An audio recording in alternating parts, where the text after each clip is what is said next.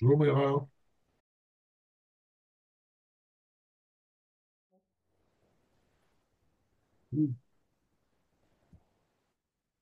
J'ai eu une longue expérience dans l'industrie qui, à la fin, m'a donné extrêmement envie de pousser encore plus loin ma connaissance des humains et mon envie de les connaître et de travailler avec.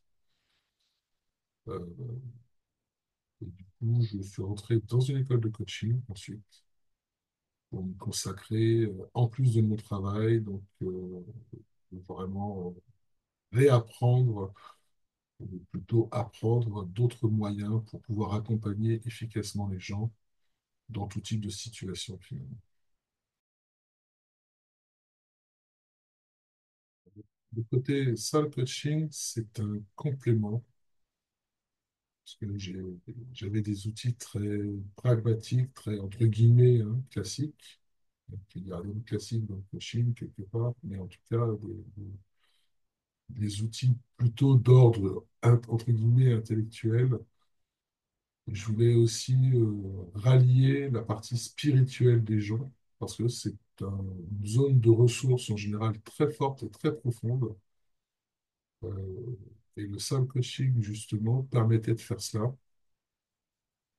avec un double intérêt. Le premier, c'est que à la fois, pendant la séance de soul coaching, il y a une notion dite de soin, il y a un bien apporté à la personne, donc c'est dans ce sens-là que c'est un soin. La deuxième partie, c'est que c'est aussi un accompagnement.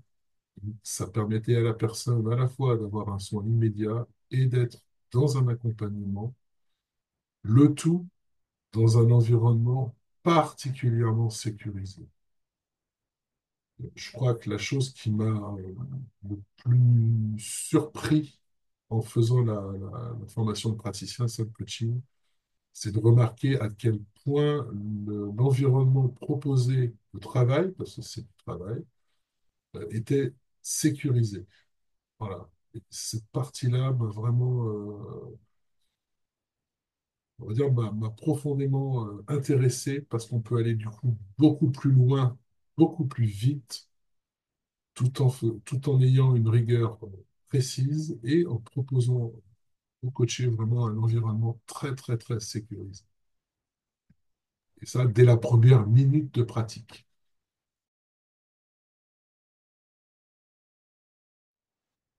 Si des coachés, pour des raisons X ou Y, ont besoin quelque part de soins, c'est-à-dire, par exemple, de se redétendre, de réapprendre à prendre le temps, à prendre soin d'eux.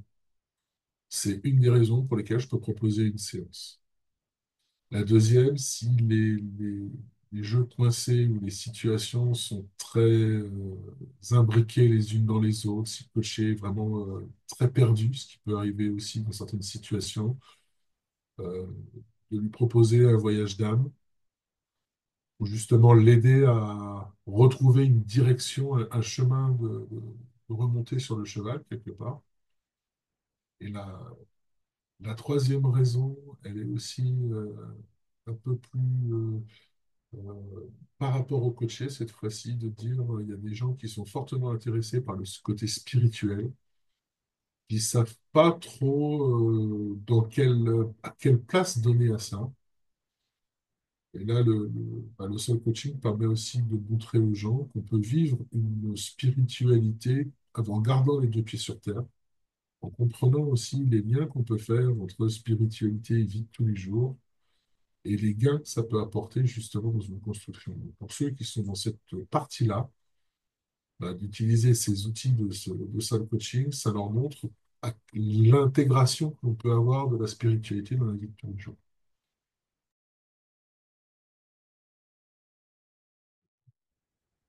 Dans la façon que j'ai de vivre tout ce que j'acquiers en termes de connaissances s'intègre intimement. Au point où je peux plus dire, j'ai appris ça de là, où j'utilise ça parce que, non, en fait, je prends pas, je façonne, je remodifie. Et le soul coaching, c'est un diapason en fait de rythme. Pourquoi je dis ça? Parce que par l'intermédiaire des rituels de spiritualité proposés ou expliqués, ça donne un rythme à la vie, ça donne une respiration au jour le jour, euh, et ça donne aussi une opportunité d'aller toujours puiser dans l'énergie de l'univers au service des autres. Tout l'intégration dans la vie, elle se fait à ce niveau-là. C'est cette certitude qu'il y a toujours moyen d'agir pour l'autre et qu'on est aidé à ça, qu'il y a la possibilité on a accès à je ne sais pas trop comment l'expliquer, à ce que l'on ne peut voir, mais qu'on a une sorte de support, voilà. Et c'est valable tout le temps. Donc, c'est une façon de guider, de se faire guider soi, comme une boussole, de se dire, ben, voilà ce que j'ai envie d'être, voilà vers quoi j'ai envie de tendre.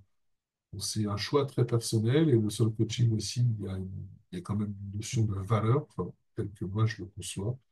Et il y a aussi une notion de don dans cette notion aussi de gratuité. Enfin, je me considère personnellement au service d'eux. Voilà. Et c'est comme ça que je veux vivre les choses me concernant. Et le soul coaching m'apporte aussi cette partie-là, ce soutien de pouvoir être au service d'eux.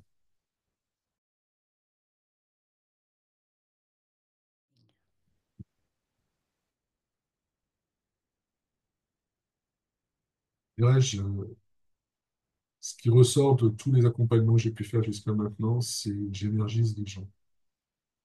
Euh, C'est-à-dire qu'ils ressortent avec beaucoup d'énergie, euh, avec l'envie d'avancer, voilà. C'est comme un carburant qu'ils récupèrent et qu'ils peuvent utiliser derrière. Voilà, donc si j'ai un super pouvoir, peut-être que c'est celui-là de booster les gens à aller vers ce qu'ils ont envie d'aller, quoi. Quand il manque un peu d'énergie, de leur en redonner pour qu'ils réavancent.